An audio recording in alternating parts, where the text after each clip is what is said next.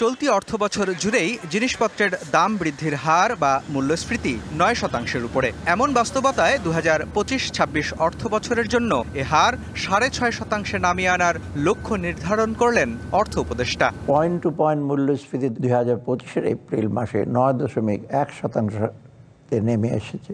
এ ধারা অব্যাহত থাকলে এই জুন মাসেই ৮% কোঠায় নেমে আসবে। অন্তর্বর্তী সরকারের হয়ে ৭,৯০,০০০ কোটি টাকার বাজেট প্রস্তাব করলেন ডক্টর সালেউদ্দিন আহমেদ। মোট বাজেটের ২৮.৫% বা ২,২৬,০০০ কোটি টাকা ঋণ নেয়ার পরিকল্পনার কথা জানালেন অর্থ উপদেষ্টা, যা মোট দেশজ সম্পদ বা জিডিপির হিসেবে মাত্র ৩.৬%। প্রস্তাবিত বাজেটের মোট ঘাটতির মধ্যে ১,২৫,০০০ কোটি টাকা অভ্যন্তরীণ উৎস হতে এবং ১,০০,০০০ কোটি টাকা বৈদেশিক উৎস হতে নির্বাহ করার প্রস্তাব করছে। বাজেট অর্থায়নে নাগরিকদের কাছে নানা কর ও সরকারি সেবাসহ অভ্যন্তরীণ উৎস থেকে আহরণের লক্ষ্য ৫,৬৪,০০০ কোটি টাকা। আগামী ২০২৫-২৬ অর্থবছরে মোট ৫,৬৪,০০০ কোটি টাকা রাজস্ব আয়ের প্রস্তাব করছি, যা জিডিপি ৯%। ৭,৯০,০০০ কোটি টাকার বাজেটের মধ্যে সরকার পরিচালনায় ব্যয় হবে ৫,৬০,০০০ কোটি টাকা, আর উন্নয়ন ব্যয় বা এডিপিতে বরাদ্দ রাখা হয়েছে ২,৩০,০০০ কোটি টাকা। ৭,৯০,০০০ কোটি টাকা ব্যয়ের প্রস্তাব করছি, যা জিডিপি ১২.৭%। এর মধ্যে পরিচালন সহ অন্যান্য খাতে মোট ৫,৬০,০০০ কোটি টাকা। মন্ত্রণালয় ভিত্তিক খরচে স্থানীয় সরকার বিভাগের বরাদ্দ ৪২,৪৩৩ কোটি টাকা, আর প্রতিরক্ষায় বরাদ্দ ৪০,৮৫১ কোটি টাকা। আইন শৃঙ্খলা ও জননিরাপত্তায় বরাদ্দ ২৭,০০১ কোটি টাকা। এছাড়া নতুন বাজেটে ২.৫ গুণ বেড়ে নির্বাচন কমিশনের বরাদ্দ দেওয়া হয়েছে ২,৯৫৬ কোটি টাকা। গত দেড় দশকে দেশের নির্বাচন ব্যবস্থা পুরোপুরি ভেঙে ফেলা হয়েছে। তাই আমরা নির্বাচনী ব্যবস্থার সংস্কারের উপর সর্বোচ্চ অগ্রাধিকার প্রদান করেছি এবং এ লক্ষ্যে বিভিন্ন আইন, নীতিমালা ও আদেশের সংশোধন ও সংস্কারের কার্যক্রম হাতে নিয়েছি। নানা পক্ষের দাবি আদায়ের চাপ, এলডিসি উত্তরণের চ্যালেঞ্জ, মার্কিন প্রেসিডেন্টের শুল্ক হুঁশিয়ারি, অভ্যন্তরীণ শিল্পের টানাপোড়েন আর একটি গ্রহণযোগ্য নির্বাচনের মাধ্যমে অভ্যুত্থানে পাওয়া ক্ষমতা জনপ্রতিনিধিদের কাছে ফিরিয়ে দেওয়ার চ্যালেঞ্জের মধ্যেও অর্থ উপদেষ্টা স্বপ্ন দেখছেন সংস্কার ও কর্মসংস্থান সৃষ্টি করে মানুষকে স্বস্তি দেয়ার। আর এজন্য জিডিপি প্রবৃদ্ধির লক্ষ্য ঠিক করেছেন ৫.২৫% হারে। জুলাই অভ্যুত্থান পরবর্তী দেশের রাজনীতিতে যখন চলছে সংস্কার, বিচার ও নির্বাচনের জটিল হিসাব নিকেশ, তখন সামনে এসে হাজির আরও একটি নতুন অর্থবছর। তাই রাষ্ট্রের মূল চালিকা শক্তি অর্থনীতিকে সচল রাখতে ১ বছরের আয় ব্যয়ের হিসাব খুলতে হলো অন্তর্বর্তী সরকারকেই। রাজনীতিকে স্বস্তিতে রেখেই আর্থিক খাতের সব চ্যালেঞ্জ মোকাবেলার পথ নকশা হয়ে উঠবে এবারের বাজেট। সে সাফল্যই দেখার অপেক্ষা। মুস্তফা মাহবুব, ডিবিসি নিউজ, ঢাকা।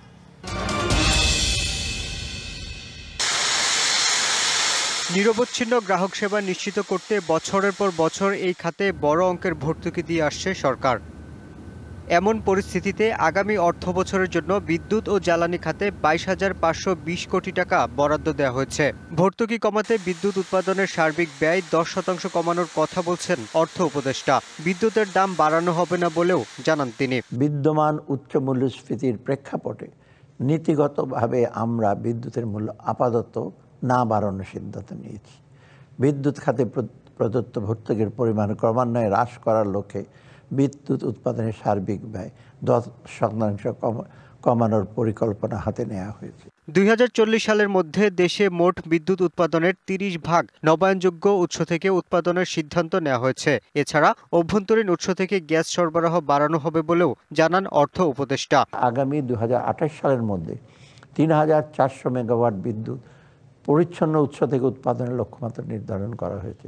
এই বছরের মধ্যে আভ্যন্তরীণ উৎস থেকে ৬৪৮ মিলিয়ন ঘনফুট গ্যাস সরবরাহ করার এবং ২০২৮ সালের মধ্যে স্থানীয় কূপ থেকে অতিরিক্ত ১৫০০ মিলিয়ন ঘনফুট গ্যাস উত্তোলনের পরিকল্পনা গ্রহণ করা হয়েছে। বিশ্লেষকরা বলছেন ১০% ব্যয় কমাতে পারলে ভর্তুকি কমবে ১১,০০০ কোটি টাকা। তবে নবায়নযোগ্য জ্বালানি খাতে আরও জোরালো পদক্ষেপের পরামর্শ। ১০% মতো বিদ্যুতের খরচ কমাতে উদ্যোগ নেয়া, এবং সেটা যদি করতে পারে তাহলে প্রায় 11,000 কোটি টাকার মতো সাবসিডি কমানো সম্ভব হবে।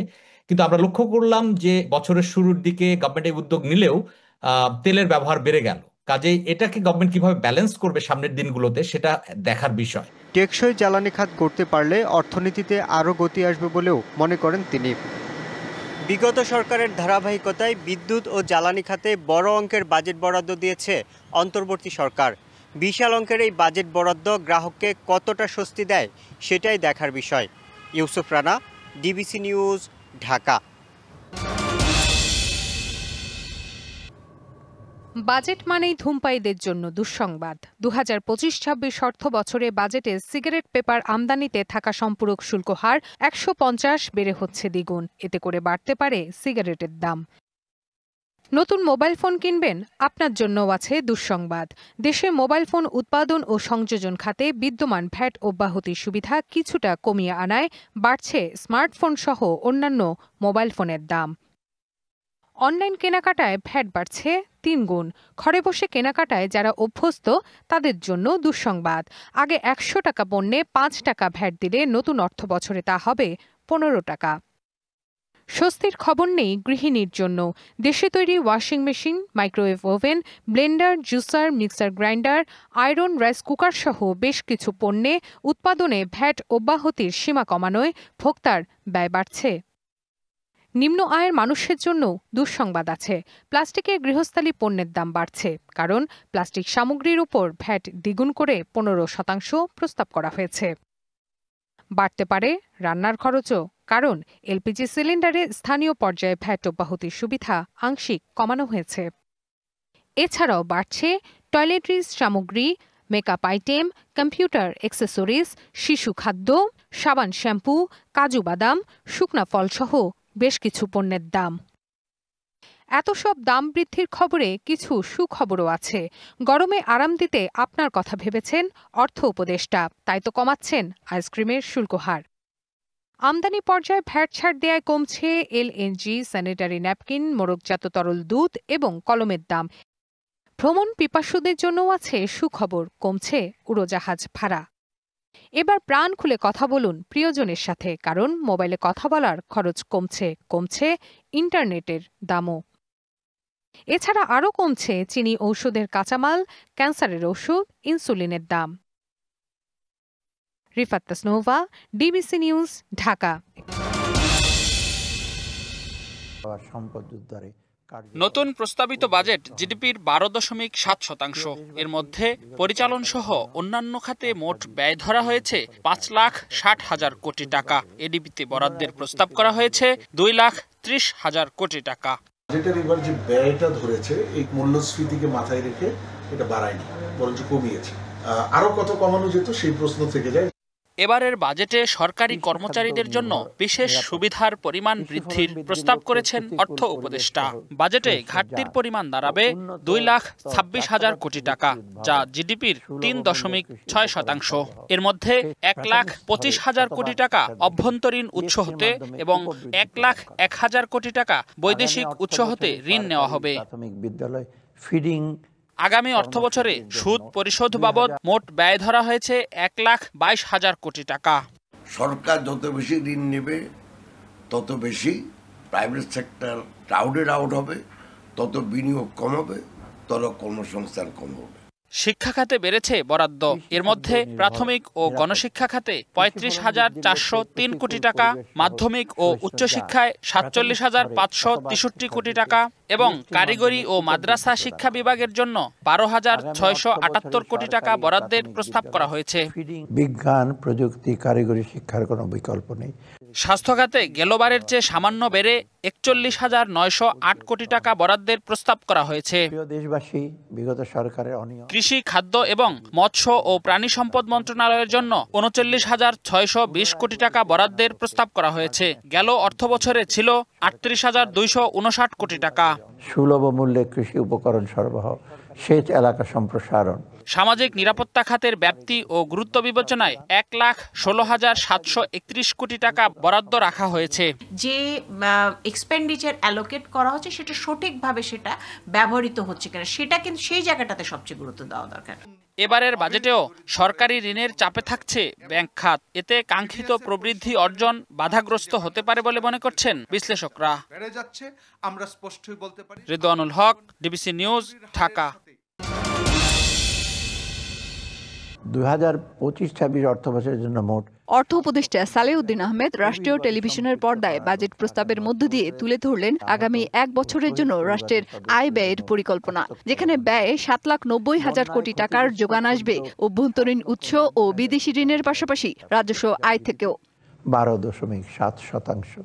প্রস্তাবিত বাজেটে রাজস্ব আহরণের লক্ষ্যমাত্রা ধরা হয়েছে 5,64,000 কোটি টাকা, যা চলতি অর্থ বছরের তুলনায় 23,000 কোটি টাকা বেশি। বাড়তি রাজস্ব আদায়ে বাড়তি চাপের মুখে এনবিআর। এবার এনবিআরকে আদায়ের লক্ষ্য দেয়া হয়েছে 4,99,000 কোটি টাকা, যা চলতি অর্থ বছরের তুলনায় 19,000 কোটি টাকা বেশি। আমরা বিগত 14 মে তারিখে বাজার নানা অনিশ্চয়তায় বিনিয়োগ ও ব্যবসায় মন্দা পরিস্থিতিতে প্রস্তাবিত বাজেটের রাজস্ব আদায়ের লক্ষ্য চ্যালেঞ্জিং বলছেন অর্থনীতিবিদরা। আমার যেখানে মানে কন্টিনিউয়াসলি আমি টার্গেটের চেয়ে কম ইনক্রিজ মানে অ্যাচিভ করছি এবং এই বছর সেই অ্যাচিভমেন্ট আর টার্গেটের ডিফারেন্সটা আরও বেশি, সেখানে আগামী বছর আমরা কতটুকু অ্যাম্বিশাস উচ্চাকাঙ্ক্ষী হতে পারি সেটার একটা সীমা থাকা দরকার। এনবিআর একাই মোট রাজস্বের 63.2% আহরণ করবে বলে লক্ষ্য বেঁধে দিয়েছেন অর্থ উপদেষ্টা। এর মধ্যে সবচেয়ে বেশি আসবে ভ্যাট থেকে, এরপর আয়কর, তারপরেই রয়েছে আমদানি শুল্ক খাত থেকে। বিদ্যমান উচ্চ মূল্যস্ফীতির প্রেক্ষাপটে বাড়তি রাজস্ব আদায়ে প্রস্তাবিত বাজেটে থাকছে রাজস্ব আহরণের নানা কৌশল। আমাদের ট্যাক্স জিডিপি রেশিওটা 9% মতো এবার ধরা হয়েছে। এখন যেটি বিষয় হচ্ছে যে এই ট্যাক্স জিডিপি রেশিও থেকে কিন্তু আমাদের বের হয়ে আসতে হবে, কারণ কর জালটাকে আরও কিভাবে আমরা বিস্তৃত করতে পারি এবং কর ফাঁকিটাকে আমাদের কিভাবে রোধ করতে পারি, এবং এই জায়গাগুলোতে অনেক অস্বচ্ছতা আছে, অস্বচ্ছতাগুলোকে আমাদের দূর করতে হবে। ব্যক্তি করমুক্ত আয়সীমা না বাড়ালেও আগামী 3 অর্থ বছর পর্যন্ত কর হার পরিকল্পনা প্রস্তাব করেছেন অর্থ উপদেষ্টা। নতুন করদাতাদের জন্য ন্যূনতম 1,000 টাকা কর নির্ধারণের প্রস্তাব করেছেন তিনি। পুঁজিবাজারের অবস্থার উন্নয়নে লিস্টেড ও নন লিস্টেড কোম্পানির কর হার ব্যবধান 5% থেকে বাড়িয়ে 7.5% করার প্রস্তাব করেছেন। পুঁজিবাজারে বিনিয়োগ ও লেনদেন বাড়াতে ব্রোকারেজ হাউজের থেকে কর হার 0.5% থেকে কমিয়ে 0.3% করার প্রস্তাব করেছেন। এলডিসি উত্তরণের প্রস্তুতি হিসেবে শুল্ক কাঠামোতে খানিকটা সংযোজন ও বিয়োজন করার প্রস্তাব করেছেন। ট্রাম্পের শুল্ক নীতির মোকাবেলায় 110টি পণ্যের আমদানি শুল্ক সম্পূর্ণ প্রত্যাহার, 65 পণ্যের আমদানি শুল্ক কমানো, 9টি পণ্যের সম্পূরক শুল্ক সম্পূর্ণভাবে প্রত্যাহার এবং 442টি পণ্যের সম্পূরক শুল্ক কমানোর প্রস্তাব করেছেন অর্থ উপদেষ্টা। অর্থনৈতিক, সামাজিক, রাজনৈতিক অনিশ্চিত পরিস্থিতির মধ্যে টেলিভিশনের পর্দায় প্রস্তাব করা হলো দেশের 55তম বাজেট। সব পরিস্থিতির বিবেচনায় বাজেটের আকার কমানো হলেও বাড়ানো হয়েছে রাজস্ব আদায়ের লক্ষ্যমাত্রা। উচ্চ মূল্যস্ফীতির মধ্যে প্রস্তাবিত বাজেট সাধারণ মানুষকে কতটা স্বস্তি দিবে তা একটি বড় প্রশ্ন, কারণ প্রস্তাবিত বাজেটে রাজস্ব আদায়ের লক্ষ্যমাত্রা পূরণ হবে তো সাধারণ মানুষের পকেট থেকেই। মেহের মনি, ডিবিসি নিউজ, ঢাকা।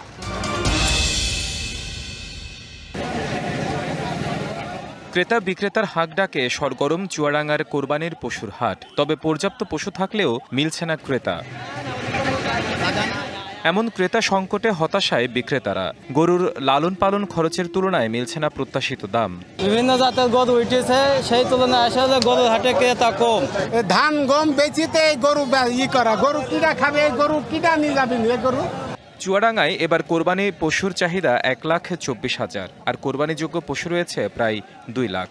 কোরবানির হাটে অ্যাভেলেবল গরু আছে এবং গরুর কোনো সংকট নাই, দামও সহনীয় পর্যায়ে আছে। উপরন্তু অনেক খামারি অভিযোগ করতেছে যে এবার দাম একটু কম আর কি। এদিকে কোরবানির ঈদকে সামনে রেখে ঝালকাঠির খামারগুলোতে চলছে পশুর পরিচর্যা।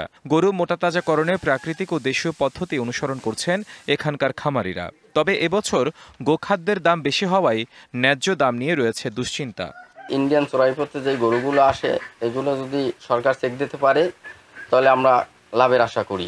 গেল বছরে ওরকম দাম ভালো ছিল না, এবছর আমরা সারা বছর জুড়ে আমরা এই ফার্ম থেকে 12টি গরু কোরবানি হাটে ওঠানোর জন্য প্রস্তুত করেছি।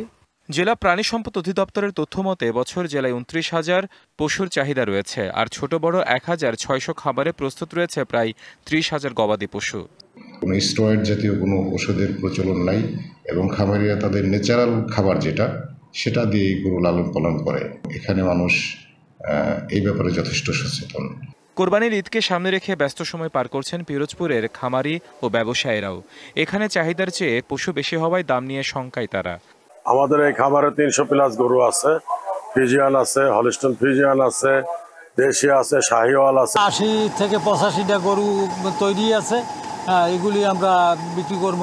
এবছর জেলায় 40,000 চাহিদার বিপরীতে মজুদ রয়েছে প্রায় 47,000 কোরবানির পশু। হাটে প্রাণী স্বাস্থ্য সেবার জন্য আমরা ইতিমধ্যেই 20টা ভেটেরিনারি মেডিকেল টিম গঠন করছি, যারা প্রত্যেকটা বাজারে প্রাণীর স্বাস্থ্য যাতে সুরক্ষিত থাকে বা কোনো প্রাণী অসুস্থ হলে তাদেরকে সেবা দিয়ে থাকবে। এখন দাম না পেলেও শেষ মুহূর্তে ভালো দাম পাওয়ার প্রত্যাশা ব্যবসায়ীদের। DBC news desk.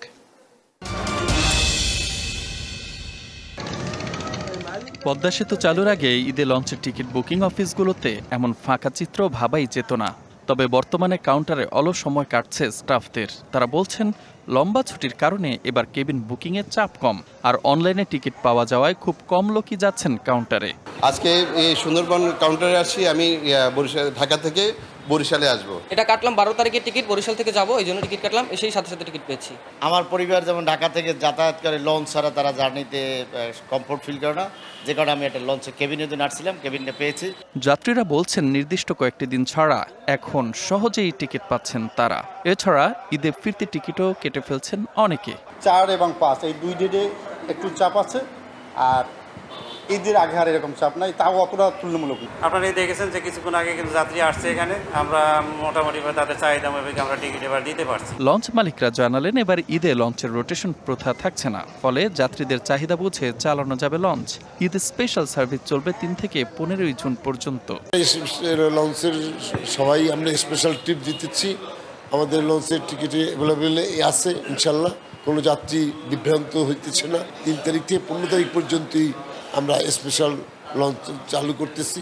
উন্নয়ন কাজ চলমান থাকায় রোজার ঈদে যাত্রীদের ভোগান্তি পোহাতে হলেও এবার থাকছে না সেই ভোগান্তি। ভ্রমণ নিরাপদ করতে নেওয়া হয়েছে বাড়তি ব্যবস্থা। নিরাপত্তা আমাদের এখানে ইতিমধ্যেই নৌ পুলিশ তাদের ক্যাম্প করেছে, পাশাপাশি আমাদের আনসার থাকবে, আমাদের অন্যান্য আইন শৃঙ্খলা রক্ষাকারী বাহিনী থাকবে। ঘরে ফেরা মানুষের যাত্রা নির্বিঘ্ন করতে আমরা এখানে যে টার্মিনালগুলো আছে সেখানে আমরা কার্যকর নিরাপত্তা ব্যবস্থা রেখেছি, প্লাস আমরা সার্বক্ষণিক 24/7 আমরা তৎপর আছি। এবার ঈদের স্পেশাল ট্রিপে থাকা বরিশাল রুটে প্রতিদিন চলাচল করবে 7 থেকে 8টি লঞ্চ। DBC news desk. রোগীর চাপে টালটোমাল চাঁপাইনবাবগঞ্জ জেলা হাসপাতালের ডায়রিয়া ওয়ার্ড। প্রতিদিনই রোগী আসছেন হাসপাতালে। গেল 4 দিনে প্রায় 200 জন ভর্তি হয়েছেন পেটের অসুখ নিয়ে, কিন্তু ডায়রিয়া ওয়ার্ডে পর্যাপ্ত শয্যা না থাকায় চিকিৎসা নিতে হচ্ছে মেঝেতে। ডায়রিয়া যে রাত্রে খাওয়া দাওয়ার পর সুতার পর থেকে ডায়রিয়া শুরু হয়ে গেছে। ভর্তিটা প্রথমত আমার বাবা 5 দিন আগে অসুস্থ হয়েছিল। উপসর্গটা হচ্ছে যে প্রথমত বমি থেকে পাতলা পায়খানা। আক্রান্তরা সদর উপজেলার 2 নম্বর ওয়ার্ডের বাসিন্দা।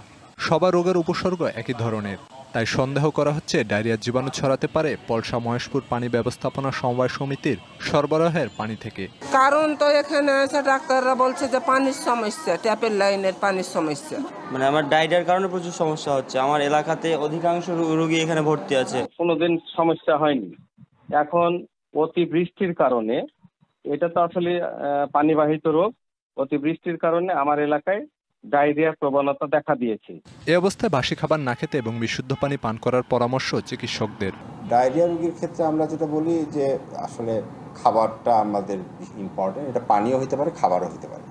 এই দুইটা জিনিস আমাদের অবশ্যই বাসি পচা খাবার অ্যাভয়েড করতে হবে। এদিকে ডায়রিয়া আক্রান্ত হয়ে নাটোরের লালপুর উপজেলা স্বাস্থ্য কমপ্লেক্সে ভর্তি পাবনার ঈশ্বরদী পিজেটের শতাধিক কর্মী। বৃহস্পতিবার দুপুরে খাবার খাওয়ার পর থেকেই দেখা দেয় ডায়রিয়া। পানি খাইছি, গন্ধ হয়েছে, তাও পানি তো আমরা নিয়ে যাইনি। পানি খাওয়ার পরে বাসায় এসে বাসা থেকে শুরু। তারা ইপিজেডে যে খাবার এবং পানি সাপ্লাই দেওয়া হয় সেটা গ্রহণের পর থেকেই তাদের এই পাতলা পায়খানা শুরু হয়। কোনো পেশেন্টের কোনো ধরনের দুর্ঘটনা ঘটে নাই, তারা সকলেই স্টেবল আছে। ডায়রিয়া রোগীদের ঈশ্বরদী ইপিজেড স্বাস্থ্যকেন্দ্রেও চিকিৎসা দেওয়া হচ্ছে। Khalid Hasan, TBC news desk.